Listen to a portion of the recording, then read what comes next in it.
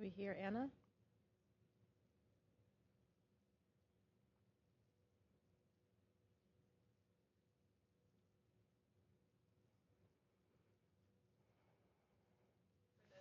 On social media.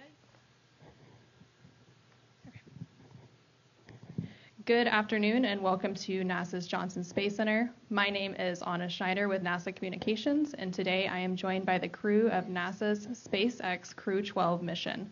Crew-12 entered quarantine on Wednesday in preparation for their upcoming mission, so we are in separate locations to maintain the quarantine protocols. Crew-12 includes NASA astronauts Jessica Meir and Jack Hathaway as commander and pilot respectively. Serving as mission specialists are ESA astronaut Sophie Adeno and Roscosmos cosmonaut Andrei Fedyaev.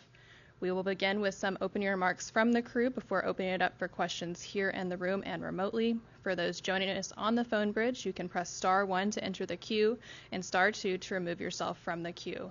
For those on social media, you can ask a question using the hashtag AskNASA. And with that, I will go ahead and turn it over to NASA astronaut Jessica Meir.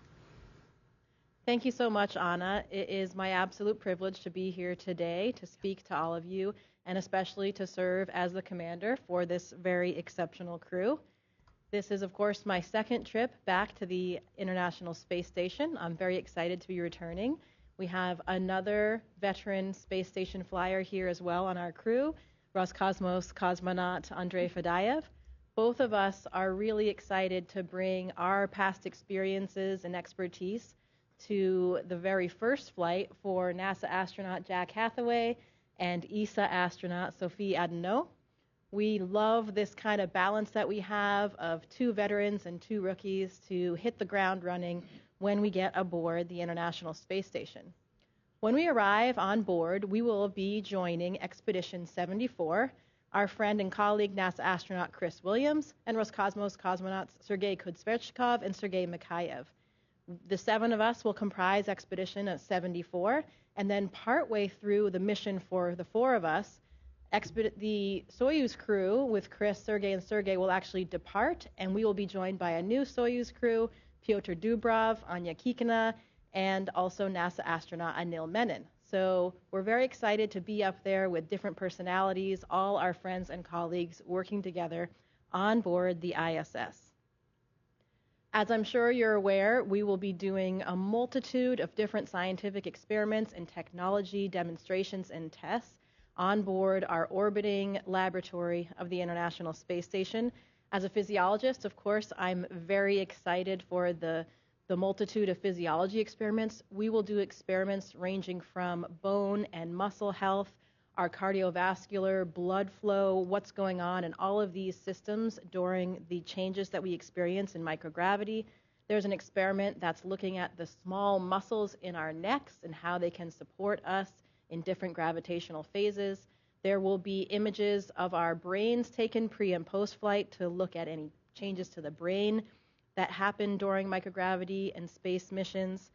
We will be testing and incorporating a new exercise system called E4D, which was developed by the European Space Agency. This will be an incredibly exciting asset because it will be very important for future exploration missions like those on NASA's Gateway, the small orbiting laboratory that will be around the moon in the future as part of the Artemis program. We even have a new experiment called Relax Pro that Sophie and I will be participating in that's looking at meditation and mindfulness and how that can benefit astronauts on space missions. We will also be part of a study called manual piloting. This is another really cool aspect because it's not just about our lives on board the space station or just in microgravity. It is looking toward applying these results to future lunar landing missions. So we will be actually having to do a simulation of landing on the moon. We've done some tests here on the ground. We'll do more when we're on board the space station and then more upon return. And with that data, we will be able to understand more about how these gravitational transitions between different gravity environments and microgravity, how that affects astronauts' abilities to land on the moon and how to do that safely. So the science that we're doing is really exciting because it's looking not just on what can benefit astronauts real time on the space station, but toward the future of exploration missions, and of course has so many different impacts back here on Earth as well. We look forward to speaking specifically to more of those experiments, if you like, in your questions. I'd just like to wrap up by saying we are incredibly grateful for all of the ground teams here, NASA, ESA, Roscosmos, all of the international teams that trained us all around the world prepping for these missions, and of course our family and friends who have supported us this entire way. This mission is not ours alone. It truly is for everybody that has helped us get here and for all of humanity. Thanks, Jessica. I feel well trained. I'm ready, and we're all ready to go when the rocket's going to launch in 12 days. Thanks, Jack. And yes, not only we're ready and well qualified, but we're also very bonded together. We built trust as a crew together, so ready to lift off. Yes, yeah, of course, we are ready to share it with you. Go Crew-12! Thank you. And with that, we will go ahead and open it for questions, both here in the room and on the phone bridge. As a reminder, for those on the phone bridge, please press *1 to enter the queue and *2 to remove yourself from the queue. And when called upon, please state your name, affiliation, and to whom your question is addressed. We will start here in the room with Richard Tu. Richard Tu of the Post newspaper. A question for both Jessica and Andre. As the veterans, what advice do you have for our newest space travelers coming up with you and for Crew-12? Thank you. You know, it's difficult sometimes to give advice to these professionals. They're so prepared in every way technically. The one thing I usually talk about is the thing that you can't prepare for, and that's just what it feels like to be living and working in microgravity 24 hours a day. I like to describe it as when you arrive on the space station, you're kind of like a newborn because you've mastered all of these other technical things, but it's the basic newborn skills that you don't necessarily have. Those are the ones that are really difficult to figure out how to do when you first arrive, how to eat, how to drink water, how to go to the bathroom. So we've had some discussions about all those things, and of course other astronauts and cosmonauts provide tips all the way down, but I think the most important thing is that both Andre and I will be there in person to help guide them through, and you know, selfishly we'll get to experience it again for the first time because nothing is quite like the very first time you feel this prolonged weightlessness. Andre? I would like to add only one thing, guys. I would advise you, give you advice, only one, to get a pleasure from your space flight. That's it. We will go on to our phone bridge now. First up is Jonathan Siri with Fox News. Thanks so much for your time. This question is for Jessica. You had touched on your excitement about the medical experiments you'll be conducting on the ISS. If you could elaborate further on how these experiments will benefit longer duration missions to the moon, but also to Mars. Thank you. Yeah, certainly. I mean, I think it's different for every individual experiment, but overall, when you're talking about the physiology and medical experiments, it's understanding how the body adapts to microgravity for long periods of time. Now, we have a wealth of data already from the decades past that we've done research with all of our international partners. So we have a very, very solid foundation of these systems, but there still are some unanswered questions and things that are poorly understood. I'll use one example to illustrate that, and that's an experiment called B-complex. As I'm sure you're aware, it's been kind of a hot topic in the media for several years now. One of the things that happens to astronauts when they're in space is called a new phenomenon, a new syndrome called SANS, Spaceflight Associated Neuroocular Syndrome. And what that means, it's characterized by a set of changes that happen to the eyes and to some astronauts' vision, where some astronauts will experience deficits to their vision after spending a long time in weightlessness. They will have some swelling of the optic disc in the eye. They'll have some changes to the choroid, the layer that in the eye that actually provides blood flow, and to the retina itself, where those areas can get thicker and they can have some folds in them. And there is a flattening of the eye. So normally our eyeball's kind of round, and after prolonged weightlessness for some astronauts, there's a flattening of the back of the eye. I actually experienced a pretty strong case of this on my first flight, so it was pretty interesting. I didn't have any symptoms aside from the fact that I now have perfect vision. So I actually used corrective lenses on my first mission before I went up, and now I have 20/15, and that's persisted for the last 6 years. So pretty interesting for me. It actually turned out to be quite advantageous. But of course, we're studying this really thoroughly because we want to make sure that we don't have any long-term damage to astronauts' vision or to the eye themselves. The good thing is we haven't seen any deficits long-term that exist beyond the missions, but we need to collect more data. We need to really understand this problem thoroughly when we think about returning to the moon and even longer missions going to Mars. So that's just one example that will help us for future exploration. And then we can talk more if there are specific questions about experiments that help benefit patients and people right back down here on Earth as well. All right, next up we have Will Robinson-Smith with Spaceflight Now. Yes, hi. Thank you so much for taking the time to speak with us today. Question as well for Jessica Meir.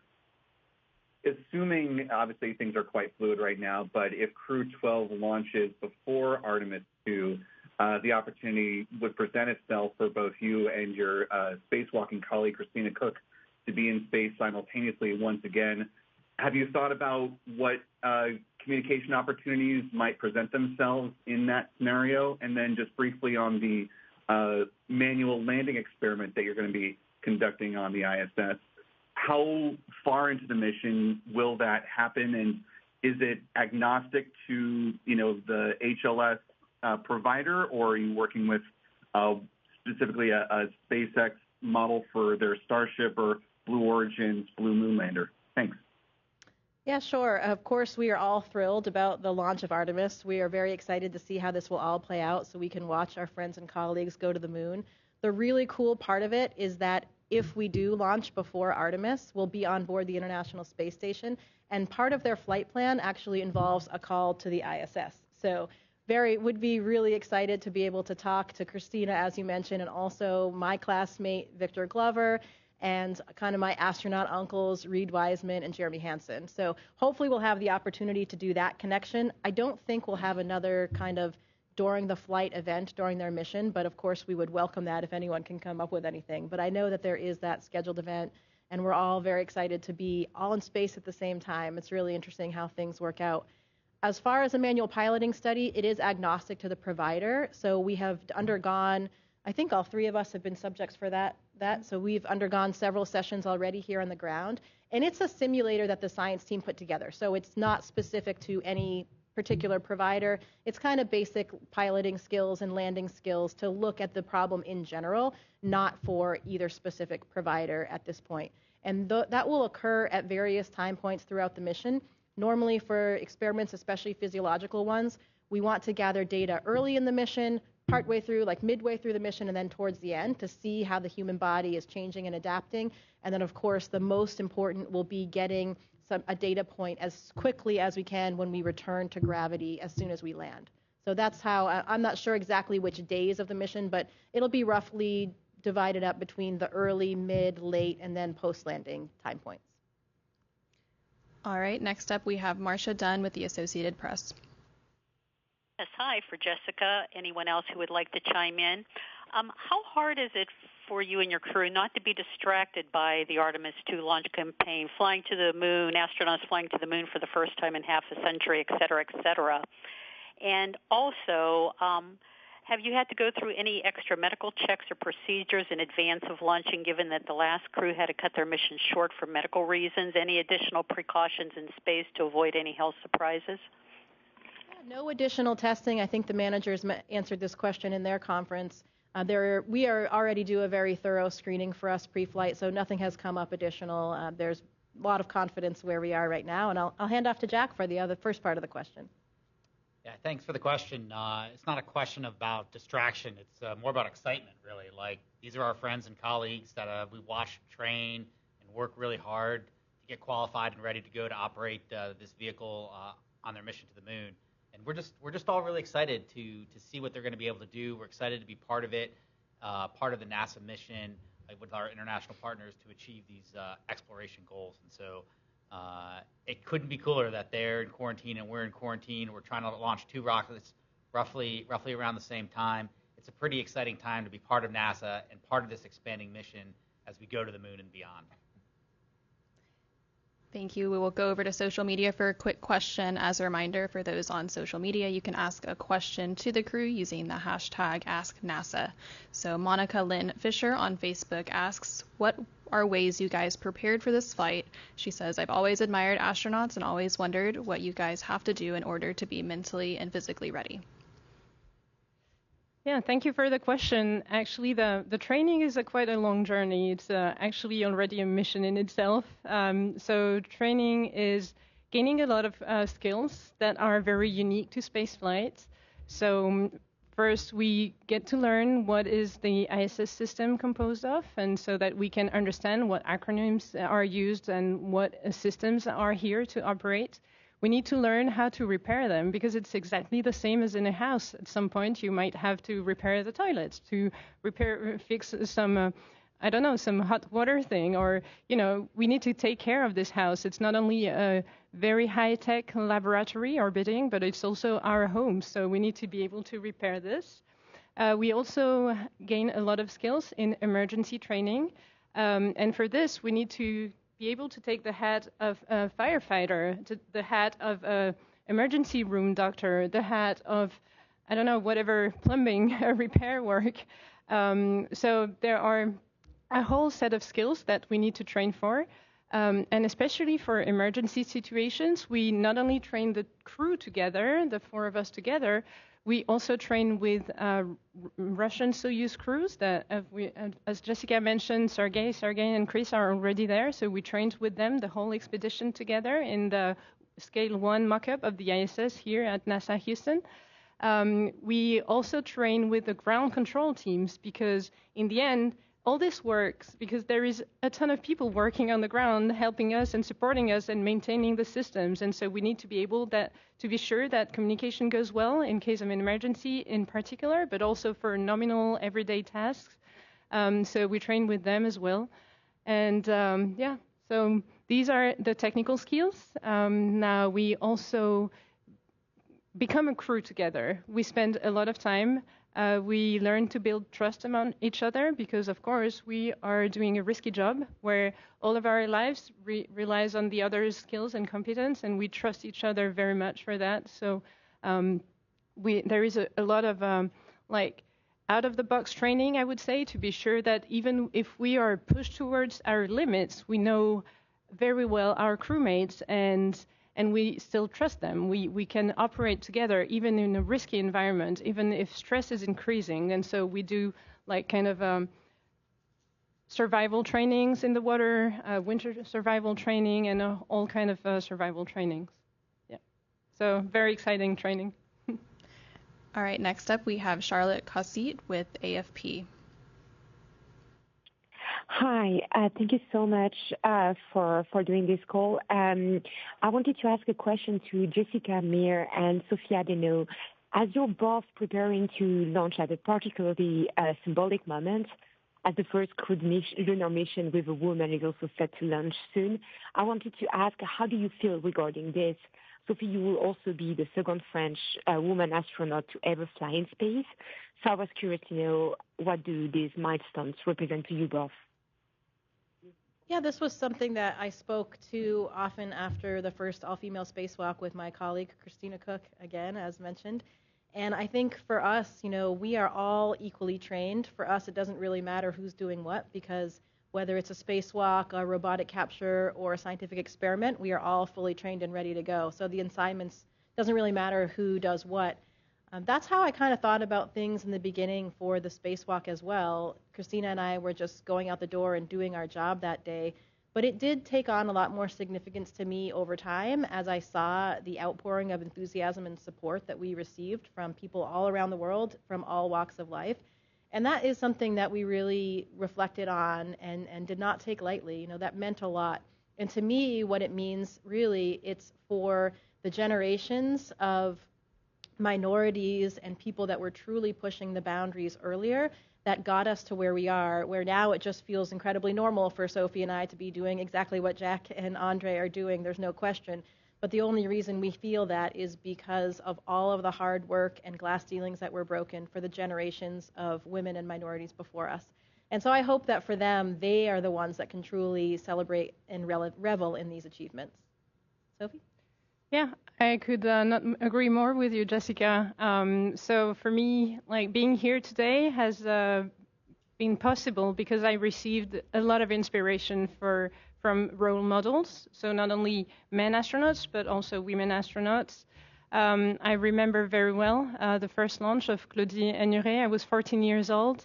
And that day, it kind of clicked in my mind. She was the first French woman astronaut flying to space. And before, only men. And you know, when you're a teenager, you're just looking for inspiration. And if someone has done it already, then it clicks in your mind, say, hey, yeah, if a woman has done it already, then why not me? And so if like any of us can give some inspiration to whoever needs it, I think inspiration doesn't have a genre. It's available for everyone who needs it. We need, to share words of inspiration to everyone who needs it. And so, yeah, if we can do this for people who need it, then we're happy to do it. Next up is Josh Denner with Space.com. Hi, thanks so much. This question can be for Jessica or any of you. Have you had the opportunity to correspond with your Crew-11 counterparts since their return? And are there any insights or new tips they had to convey about life on the station that would have otherwise been exchanged during crew overlap in orbit? Yeah, we have had the opportunity to see them kind of informally so far in the gym and other places as we're going about our days and they're going about their rehab. So they definitely have some handover tips to share with us, and we actually are going to try to schedule something next week to speak directly with them. We also have some time with Chris Williams next week while we're still down here to get some of that handover before we get up there as well. So we're feeling very well positioned. It used to be the norm that we had these indirect handovers during, the time of my last mission. It was very normal to experience that. So we don't think that there will be any hiccups along the way. We'll be ready to go. Anything to add? Good. Next up, we'll take another question from social media. Sean Vecchio on Instagram asks, what are you guys most excited about for your upcoming mission? Andre?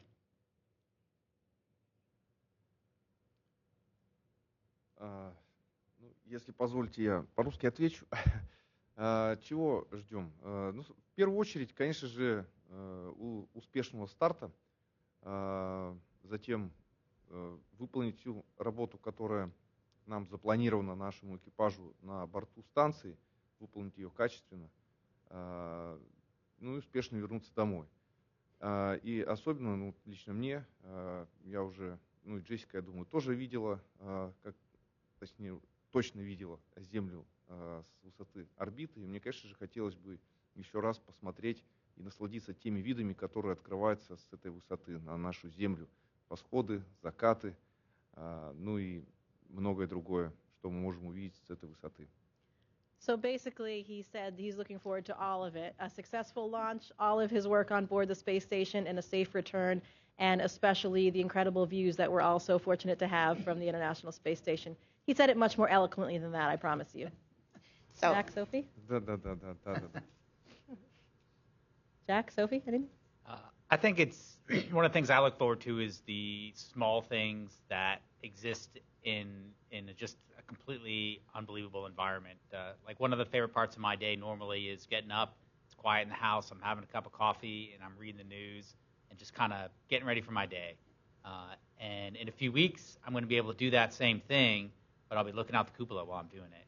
And I'm going to be surrounded by friends. We're going to be floating around in microgravity. And it's just going to be this normal part of my day in this completely incredible environment. And that's a pretty exciting kind of thing for me to look forward to. So I'm pretty excited about that. I think also we are very happy among the crew to be able to share it with everyone because it's a lot of excitement for us, of course, but it's also a lot of excitement from people who stay on the ground. We've received a ton of support from people we're working with, we have been trained by, but also from people we don't even know. Sometimes we receive postcards or drawings from kids that say, hey, go for it, go Crew-12. And so we're very excited to share our enthusiasm with everyone. Yeah. All right, next up we have TJ Mascaro with the Epoch Times.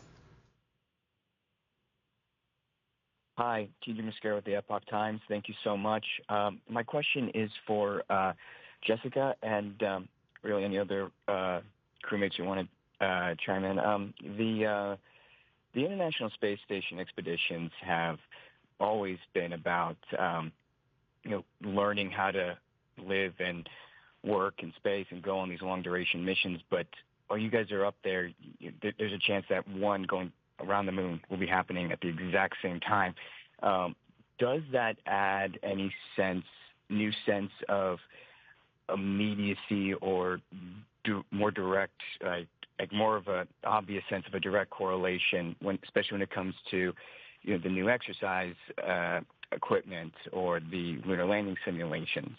Do you feel like there's a more obvious direct correlation or a sense of immediacy compared to your last flight? Yeah, certainly. I think that it does make it all feel much more real.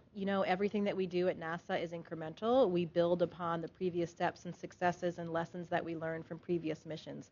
So the reason why we are here right now, ready to embark on the very first crewed Artemis mission, is because of the wealth of data that we have from platforms like the ISS.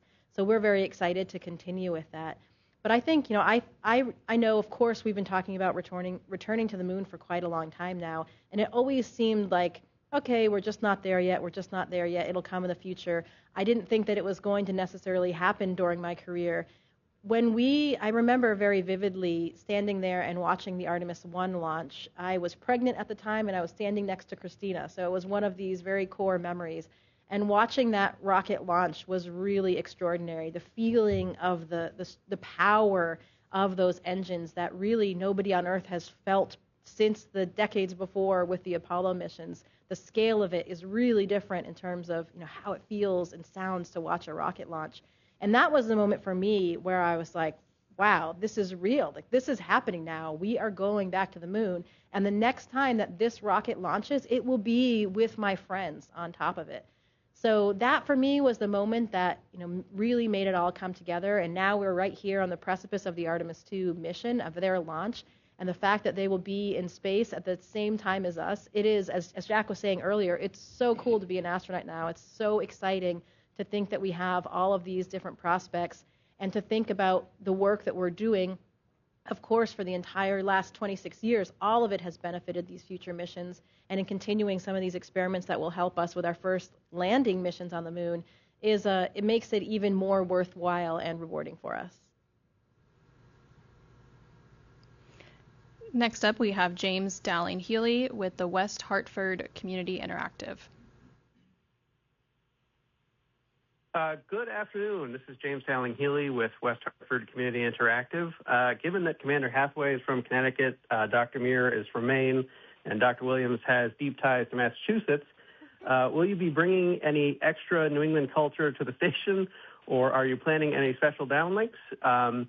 Thank you, and happy almost Groundhog Day. Thank you. Yeah, we all have some home events planned, so there definitely will be a lot of link-ups with the whole region of New England. And, Super Bowl Sunday will be just before we get up there as well. So we'll be cheering along. I did carry some special effects last time. I won't have any spoilers, but we'll see, what we have to represent the region and the different link-ups that we'll have. What do you think, Jack? I agree with everything you said. I'll add that we're all really proud of where we came from. I know that all of us grew up with mentors and friends and teachers, and we're all a product of where we come from. And being from New England, me being from Connecticut, and a lot of crewmates from that area is awesome. And I'm proud of where we come from.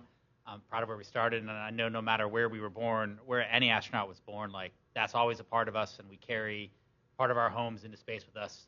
And as Sophie always so eloquently says, we're happy to share that with everyone back home during our mission.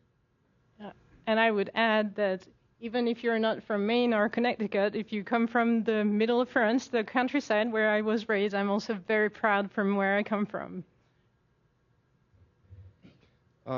Я тоже беру символику из своего родного города, где вырос, небольшой городок Свердловской области, это на Уральских, там, где Уральские горы.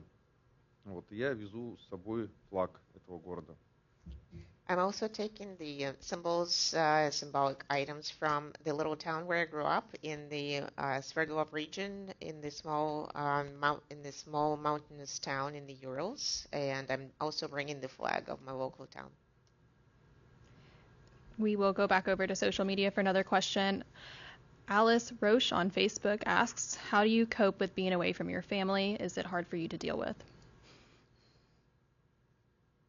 Well, I'll start off there. For me, this flight is entirely different. When I flew last time, I did not have a husband and a child, and now I have both of those. So I know at the end of my 7 months last time, I actually wanted to stay longer. I wasn't ready to come home.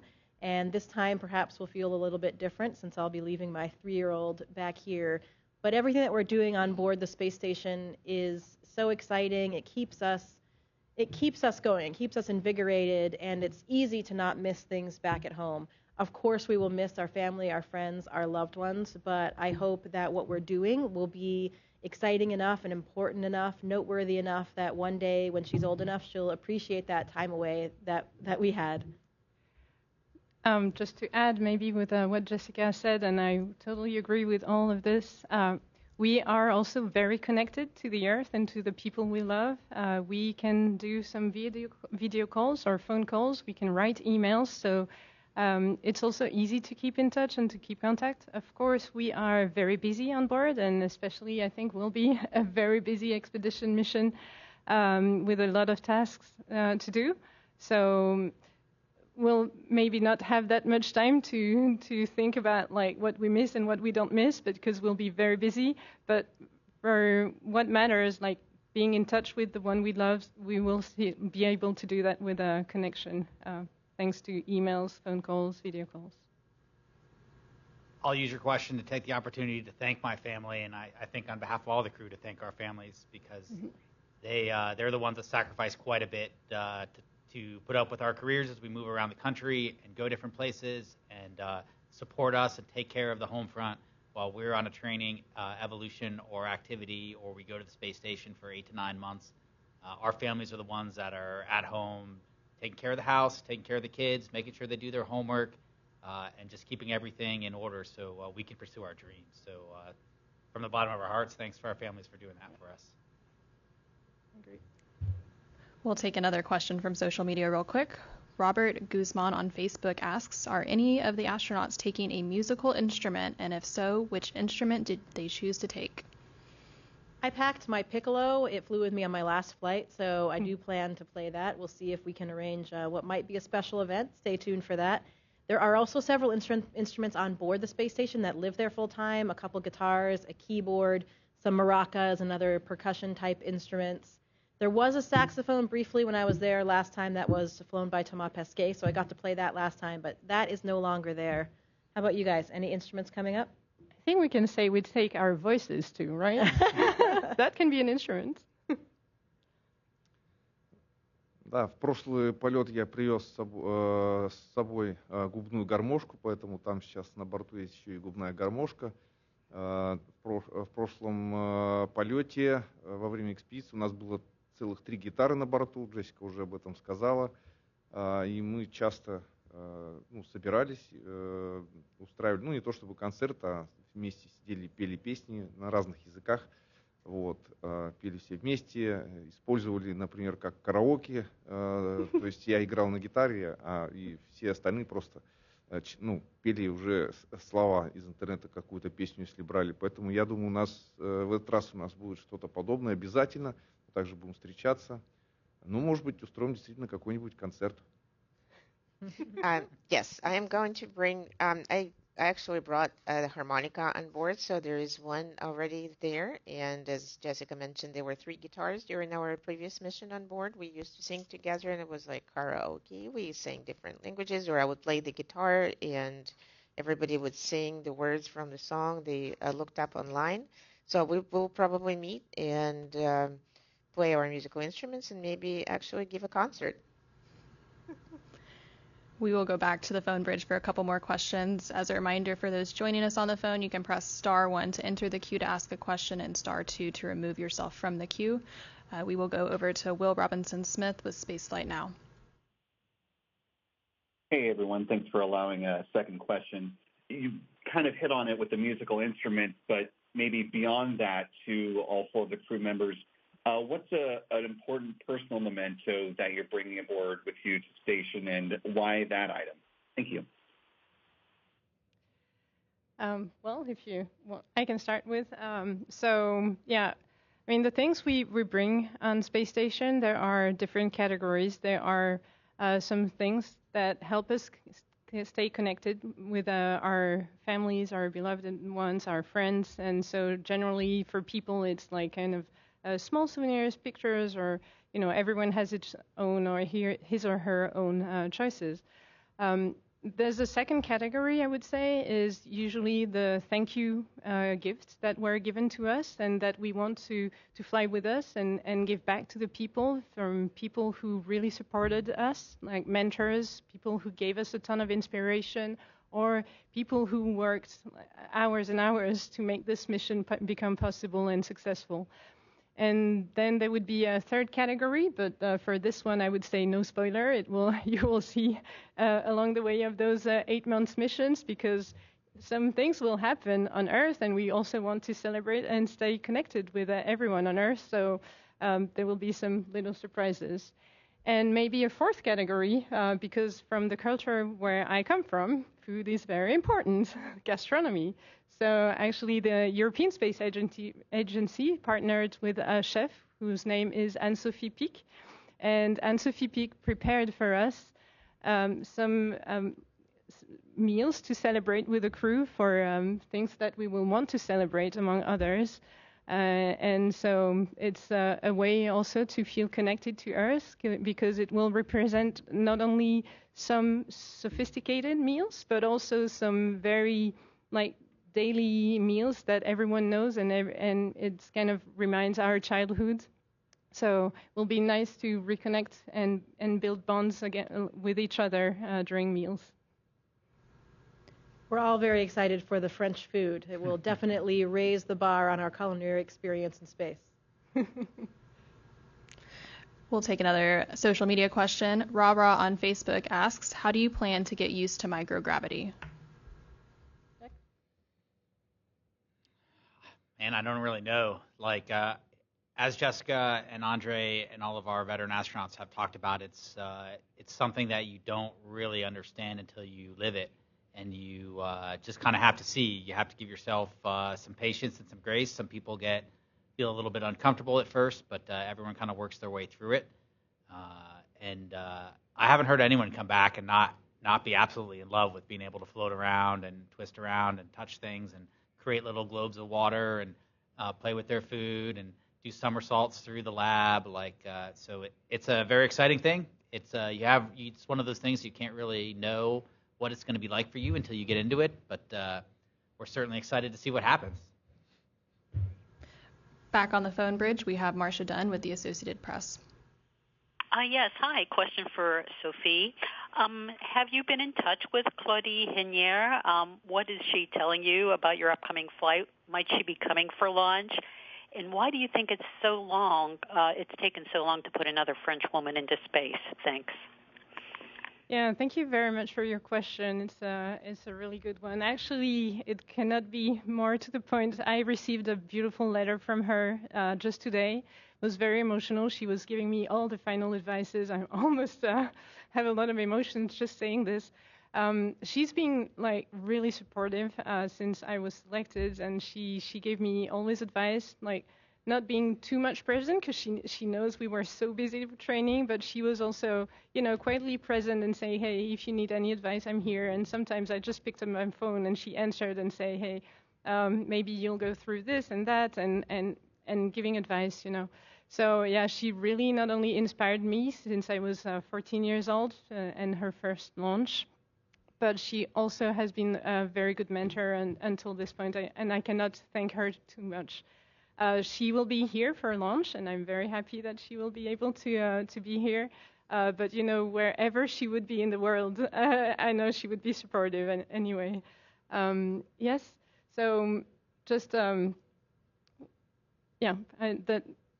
really wanted to thank her, and she's been an amazing mentor. We have James Dowling Healy with the West Hartford Community Interactive. Hi, good afternoon. James Dowling Healy, West Hartford Community Interactive again. I know that photography is often a favorite pastime up in space and that you get sort of official and unofficial training in that. Are you looking forward, given the increased solar activity lately, to getting some fantastic aurora photos as well as other great photos? Oh, absolutely. The solar activity is far beyond what it was during my last mission, so I'm really excited for that. I know that everybody in the world has seen the beautiful, breathtaking photos and time lapses that astronauts have been sending down lately thanks to that. We also have some newer cameras on board the space station than when I flew, so helps us capture those images even more easily. So very much looking forward to the photography. Space photography is quite difficult. You know, the way the lighting is constantly changing when you have this, all of the light, coming onto the Earth, it can be quite challenging. So there's a lot to learn up there, and I'm very much looking forward to a lot of photos. How about you guys? Yeah, photography is kind of a key piece of the astronaut training we get. In addition to all of the awesome Earth photography that we get to do of the environment and our hometowns and places we visited and weather, we also do quite a bit of photography inside the station as a way to document what's happening to hardware or document what's going on during an experiment. So thanks to the photography training team here at Johnson Space Center that have walked us through all of the settings on all of the cameras and the video recorders, so we're prepared to use that equipment to further the mission. We will take our final question from social media. It comes from _rnixl.7e on Instagram, who asks, what did you love about space when you were a student like me?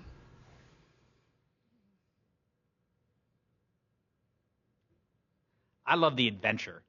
I've always been attracted to things that are hard to do and things that there's a little bit of you have to be pretty good at them in order to do them well, and there's challenge and there's a little bit of risk, and space is all of those things. It's someplace that we haven't really fully explored yet. We've taken a lot of great steps, and as Jessica's mentioned, we rely heavily on the people that have gone before us, but there's so much more out there in space. It's another frontier.